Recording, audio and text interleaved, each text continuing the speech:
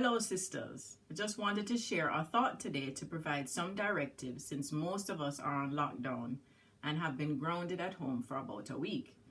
We have taken the necessary precautions of washing hands regularly, keeping our distance from people to prevent contagion of the coronavirus. In light of all of this, it is important that we remember Jesus' commandment of loving your neighbor as yourself. And this command is highlighted by a woman from the book of Acts. And her story is found in Acts 9 from verses 36 to 42. And it reads from the ESV. Now there was in Joppa a disciple named Tabitha, which translated means Dorcas. She was full of good works and acts of charity. And in those days she became ill and died. And when they washed her, they laid her in an upper room.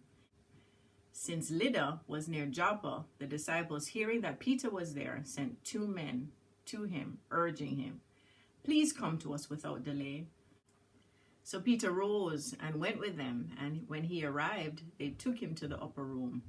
All the widows stood beside him, weeping and showing tunics and other garments that Dorcas made while she was with them. But Peter put them all outside and knelt down and prayed, and turning to the body, he said, "Tabitha, arise." And she opened her eyes. And when she saw Peter, she sat up, and he gave her his hand and raised her up. Then calling the saints and widows, he presented her alive. And it became known throughout all Joppa, and many believed in the Lord. And I'd like to really make reference to verse 36, where it calls Dorcas a disciple, which means that she learned from Jesus. She learned his love for people and for the poor. It says that she was full of good works and acts of charity.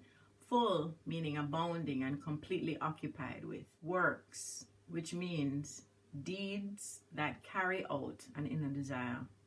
She was also full of charity, which is compassion for the poor. She took care of the most vulnerable in her community. And we can do the same. Our most vulnerable in our church are our seniors. Some live alone.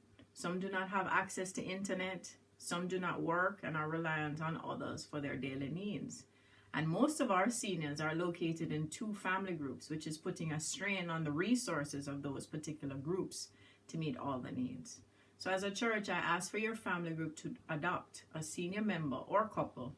This means calling them, praying with them, finding out if they have their basic items of food and sanitizing agents, etc., in order to cope with this lockdown.